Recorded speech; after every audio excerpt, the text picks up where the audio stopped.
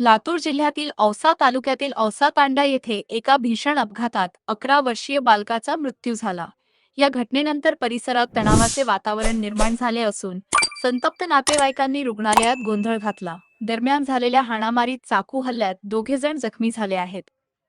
मिळालेल्या माहितीनुसार औसा तांडा येथील परमेश्वर उर्फ गोट्या राठोड वय 11 हा मुलगा काल दुपारी 12:30 वाजेच्या सुमारास जात असताना भरधाव ट्रॅक्टरखाली चिरडला गेला. या अपघातात त्याचा जागीच मृत्यू झाला. या घटनेची माहिती मिळताच परिसरात शोककळा पसरली आणि नातेवाईकांनी घटनास्थळी धाव घेतली. अपघातानंतर मृतदेह औसा येथील शासकीय रुग्णालयात नेण्यात आला. यावेळी मुलाच्या मृत्यूमुळे संतप्त झालेल्या नातेवाईकांनी रुग्णालयात जोरदार धुडगूस घातला. परिस्थिती तेव्हा अधिक बिघडली जेव्हा सायंकाळी 5 वाजेच्या सुमारास गावातून अपघात बघायला आलेल्या तरुणांमध्ये आणि मृताच्या नातेवाईकांमध्ये किरकोळ कारणावरून वाद झाला. एकमत डिजिटल करिता नितीन बनसोडे, औसा.